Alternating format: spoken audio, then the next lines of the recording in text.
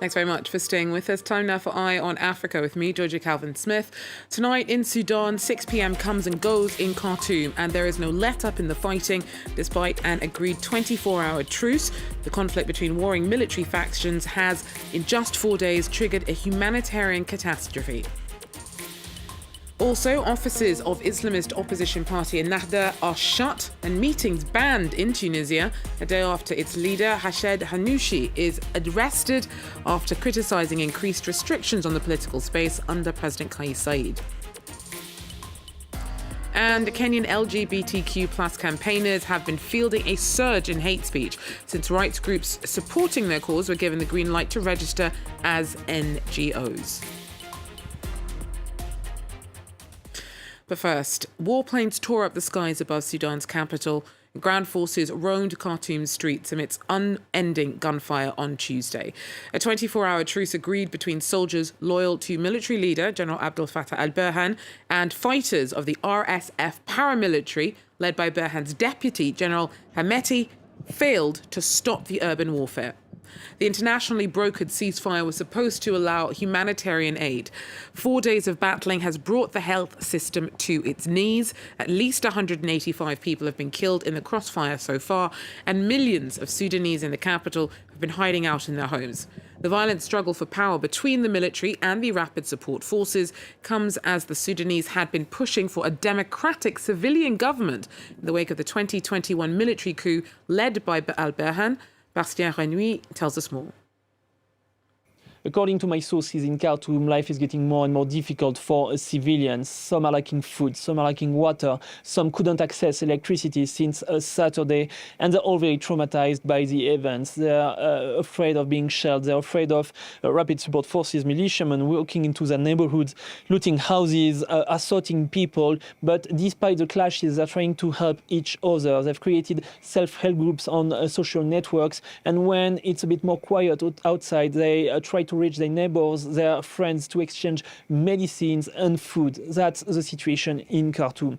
But it's a bit different everywhere else in the country. In Port Sudan, as an example, clashes were ongoing on Saturday and Sunday, and now life is almost back to normal. The city is under the control of the army. In the city of Meroe, 200 kilometers north of Khartoum, clashes are still ongoing. There are heavy artillery noises, and people say that they're stranded into their houses. And finally, maybe let's speak about Darfur, the cities of Nyala and El Fashir. My contacts on the ground tell me that today it was possible for them to go outside, to go to the grocery shops, to go to the bakeries, and to get a little bit of food, because fighting were mostly in the outskirts of the city. But it's not because it was possible today that it will still be the case tomorrow, since the situation evolves very quickly. So they say that they are still very afraid of what will happen next. They're all very afraid of an escalation of the clashes. When it comes to fighting in the capital, it is the first time that Khartoum has experienced this kind of all-out warfare.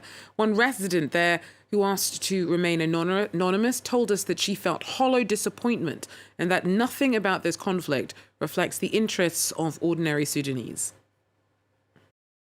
As I'm talking to you right now, I'm sitting on the ground. It's a scary situation. I've never seen Khartoum going through that before. And I'm someone who was born and raised and lived most of my life inside Khartoum. This is a conflict between two armed groups. I don't want to say the Sudanese army. This is between two armed groups for me.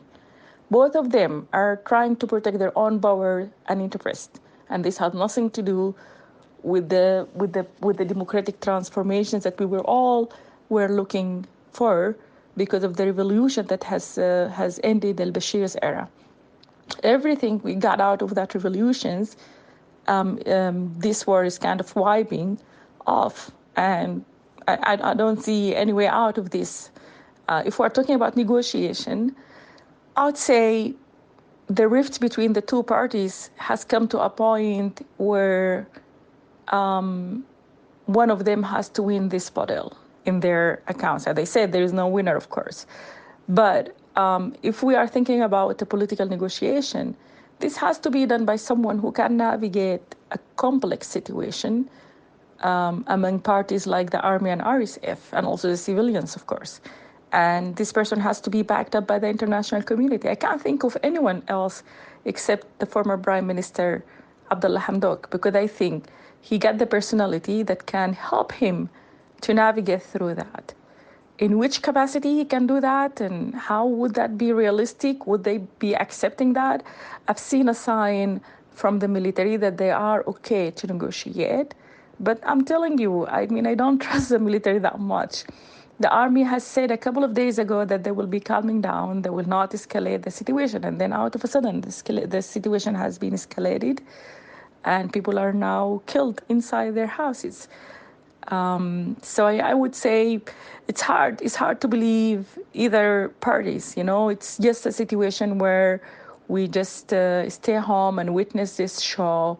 Our life could be the cost of this, but we don't really think there is a path through this situation in the next few days. I think it might take even longer to find a solution. But I believe the international community should take action to protect the civilians, to protect the innocent people in the streets who have been killed in this amount.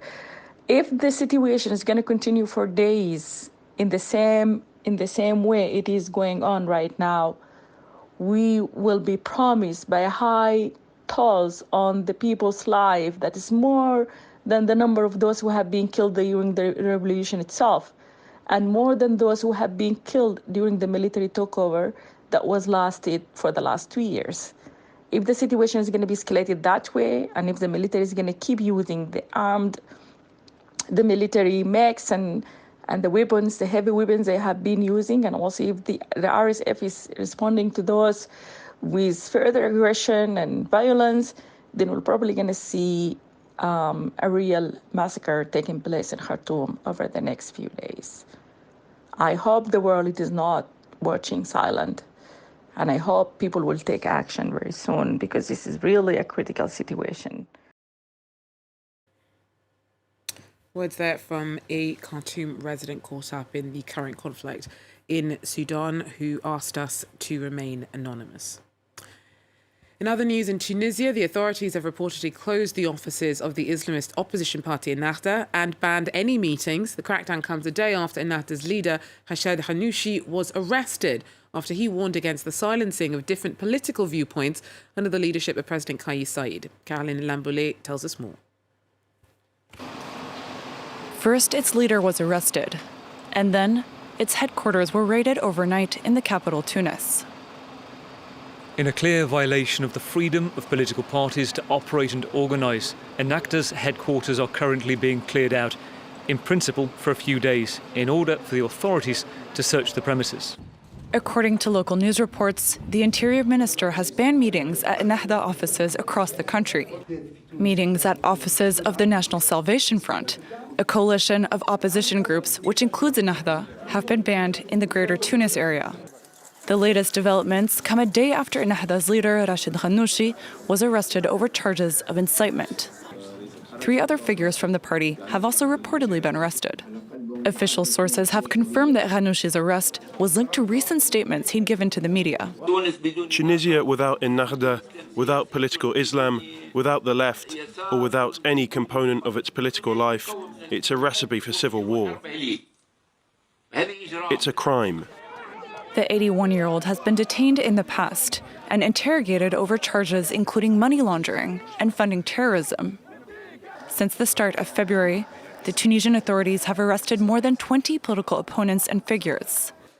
Despite President Kais Saied's insistence that those who were detained are a threat to national security, his critics accuse him of using the fight against terrorism as an excuse to revive autocratic rule in Tunisia, which was the sole democracy to emerge from the mass protests of the Arab Spring over a decade ago. Nigeria's regulator has provisionally approved the R21 malaria vaccine after Ghana became the first country in the world to do so last week. The move is unusual as they come before final stage trial data for the Oxford University jab has been published. Most of the 600,000 people killed every year by malaria are children and babies in Africa, and Nigeria is the world's worst affected country. And in Kenya, a recent Supreme Court ruling allowed an LGBTQ rights group to register as an official NGO. That's turned out to be a mixed blessing. Activists have reported a surge in threats since the decision, whilst lawmakers have vowed to reverse it altogether. Rached Ghannouchi with more. When Kenya's Supreme Court ruled in favor of LGBTQ NGOs 2 months ago, activists celebrated a victory for gay rights.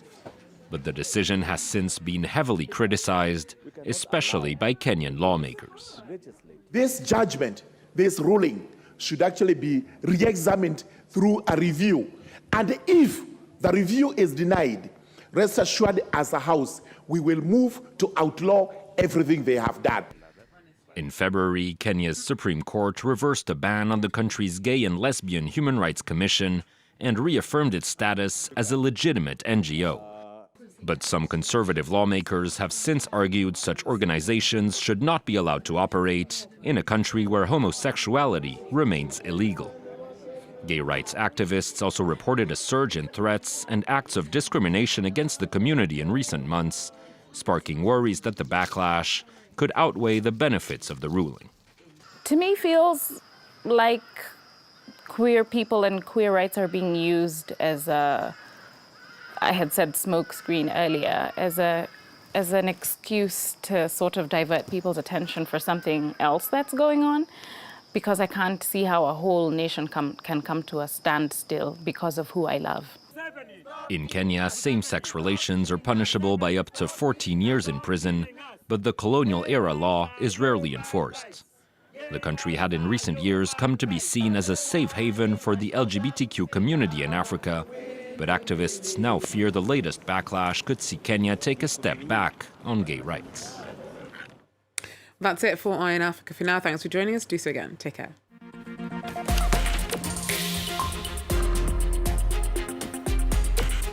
For the third year running, Revisited takes you on a tour of the monumental Notre Dame project, a challenging, enormous, yet fascinating undertaking. C'est un chantier qui est compliqué, mais en même temps, on fout toutes nos tripes dedans, donc c'est que du bonheur. C'est un chef-d'œuvre en fait. We meet the craftsman in charge of recreating Viollet-le-Duc's famous spire, the centrepiece of the reconstruction, but also the many different tradespeople breathing life back into the cathedral.